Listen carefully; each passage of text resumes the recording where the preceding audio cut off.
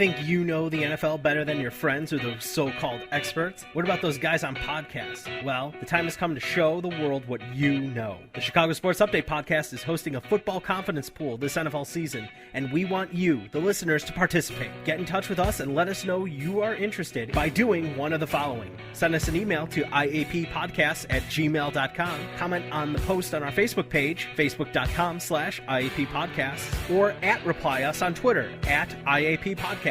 How much to join? It's free. What's the catch? No catch. The participant who's not a Chicago Sports Update host with the most points will receive a $50 gift card to NFL.com and get to be a guest on an episode of Chicago Sports Update. The confidence pool will be first come, first served. So get in contact with us to guarantee your chance to win. Pay attention to our Facebook and Twitter pages for important information like how many spots remain and when picks are due. Chicago Sports Update, part of IAP Podcasts, pioneering the best in independent podcasting. The best. Or worst food. What I ate. Check it out at the best or worst food, whatiate.blogspot.com. Hi, this is Ben Lloyd Holmes from the film The Expedition, which is currently fundraising on Indiegogo.com. You can find out more about us and our film on Twitter @ExpeditionMovie. You're now listening to Lag Free by Matt Cain. Marl fiber. I invented marl fiber. And here we... Everyone is different. No two people are the same. Some people are about to be run over. Frankie has about 5 seconds.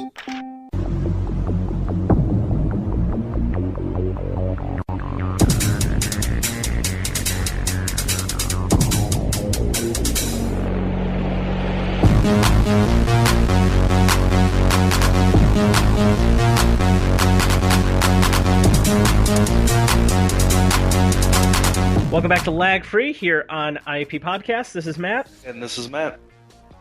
And, well, we'll start off by saying we were wrong. Yeah, I totally, what's the term? Screwed the pooch on that one? Well, I wouldn't say that. I'd say forecasted it for a little late. Sony, and if you don't know what we're referring to, well, last show we had speculated that each company would take their own backyard to announce the launch dates, the release windows, all those sorts of great stuff for the next console cycle.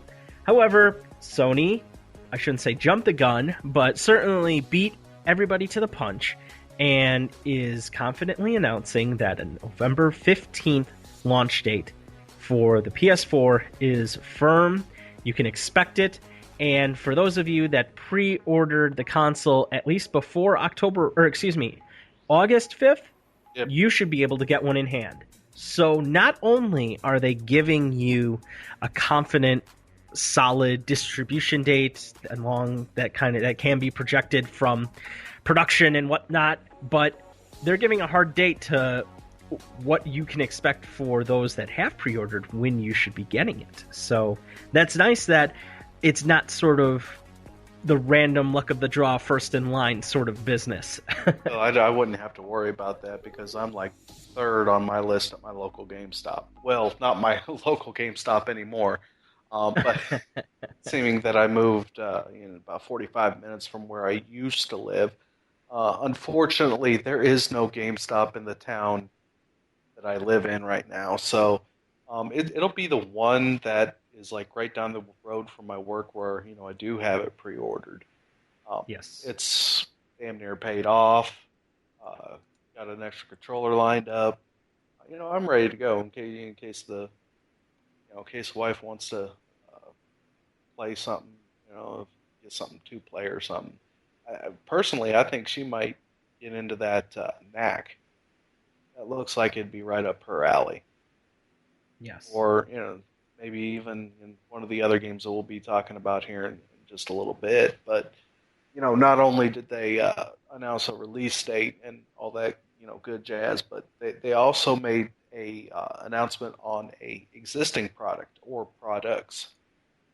Yes, they did. And, well, Target gave us a preview by making the system, that being the PS Vita, $50 off all systems in this weekly circular that you would have gotten in Sunday papers or notification through online services of like the weekly deals and whatnot.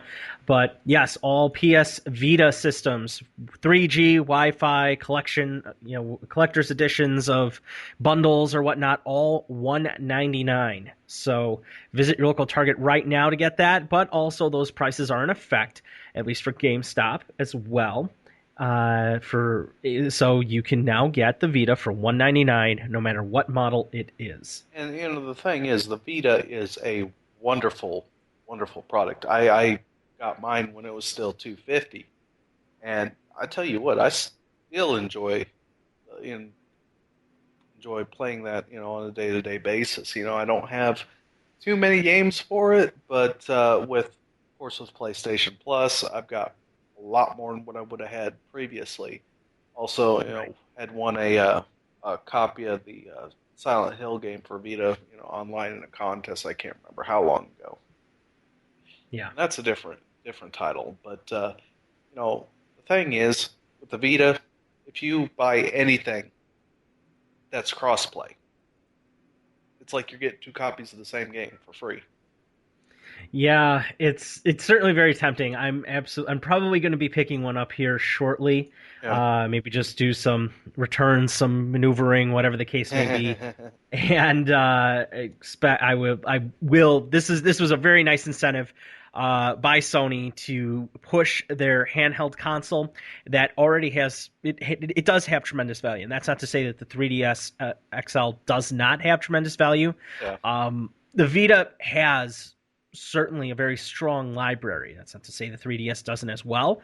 I think right now is a very good adoption point, or one to get into each console, simply because of the things that you're doing right now. If you were to get into it right now, you got a lot of games coming up before the new iterations of Pokemon come out, and as we saw before with the DS, Pokemon made the DS successful.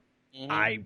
I don't think that should be a risky statement, and I don't think that should sound like me just being a Pokemon fanboy and one that is an apologist and all those sorts of things for Pokemon. But let's face it, what did you have coming out? What did you have at that time for the 3DS? Or excuse me, the DS?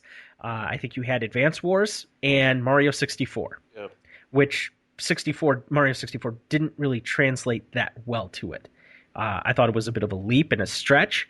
They could have certainly ported a lot more Super Nintendo games to it, but they didn't. Yeah. And, what did we wait for? Pokemon came out, and I think that was in, oh boy, I want to say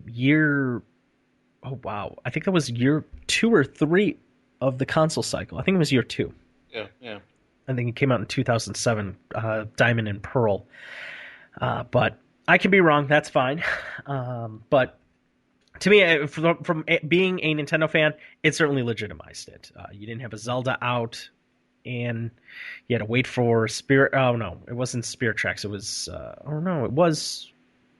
Oh, I can't recall now. Oh boy, was it Minish Cap? It was Phantom Hourglass. Yeah. That's what it was. Yes, because you had a draw on it. Gotta love it.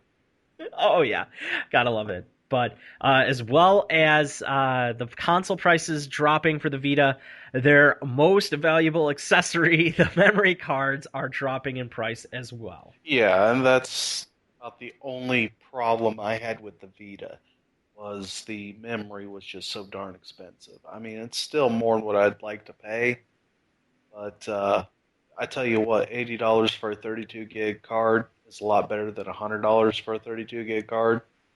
Yeah.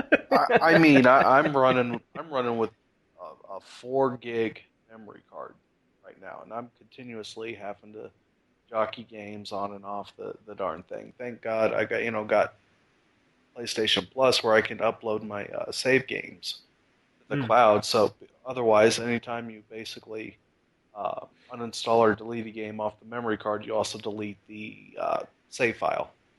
Oh. Yeah, which that I don't know if it ties it to the profile that's on the Vita itself, or exactly how it does that. But Yeah, that's always been a problem with how the Vita saves, does game saves.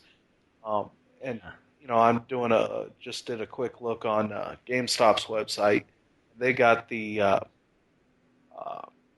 PlayStation Vita Wi-Fi 3G Walking Dead bundle for $199. So Yeah, if you haven't experienced The Walking Dead yet, yeah. And I'm wanting to say that probably comes with the newest episode, the 400 days or whatever. Ooh, even better. Yeah. Now, was that a Vita exclusive or is that across all consoles? I have just failed That's to on pay that's attention. on all consoles. Okay, all right. Yes. Walking Dead Complete first season includes all 5 episodes of the critically acclaimed season plus special episode 400 days. Nice. So you get the whole game plus the add-on chapter for free, basically. That's you're not going to be able to beat that. Yeah. And you can even get the COD Black Ops 2 Declassified Edition, and that comes with a memory card as well. Yeah, well, the Walking Dead bundle also comes with a 4 gig memory card. There you go. There you go, ladies and gentlemen. $199. They want to move their console. They want to move their product, and they want to get it at a point where people can do that. This is definitely a point that that puts it on the path to competition with the 3DS XL. Okay. And both of them provide unique experiences and experiences you can only get on one specific console. I mean, you can buy Chrono Trigger off of the PSN and play it on. I mean, if you're interested in making handhelds a retro machine, which is kind of the path that I've gone for the 3DS XL, I've had a good time with that. Certainly, I'm very much can't wait to get into the next games, but specific for Pokemon. But there's nothing. I don't see anything wrong with that. I mean, they're at a nice low enough price point that okay, $5 here and there, yeah, it does add up. But for those games that you truly do want, no, I don't see the problem there. Yeah, and think of it this way: the loading times are a lot better. Oh yes, yes, yes, absolutely. So those price drops are for North America and Europe, as well as the PS4. Its launch date it does include North America and for the 15th, but Europe, you hit it. You still get it within the month. 2 weeks later on November 29th. Not bad. So, no, not bad at all. The anticipation is certainly growing, and Sony even was able to reveal, along with Microsoft, Microsoft did release their launch titles for the Xbox One, but the launch window going until December 31st of 2013. That's what they're considering the launch window for the PS4. You get AC4, Battlefield 4, COD Ghosts, Drive Club, FIFA 14, Killzone Shadowfall, Knack, Just Dance 2014, Lego Marvel Superheroes, Madden 25, both NBA games, 2K14 as well as Live, the new Need for Speed, Skylanders Swap Force, as well as Watch Dogs. And the game that we're going to play is EA actually going to release a basketball game this year? Yeah, that's the next game. Yeah, that's the next thing that we're really going to have to look at and see if they're just gonna. They may just pull a Derrick Rose. They may come out, but they certainly could end up delaying. Well, and you remember what happened with the NBA Live reboot last year, right? Yes, they were gonna bring it out, but no, didn't. They had sent review copies out. That bad? Oh wow. Okay. And then decided to cancel the game for the year. And I decided to look one time on eBay, and there was a review copy of last year's NBA Live or whatever they were going to call it, and it was the price on it was like $900 to $1,000. I'm like $900 to $1,000 for a crappy basketball game that they crap canned at the last moment. No, thank you. Yeah.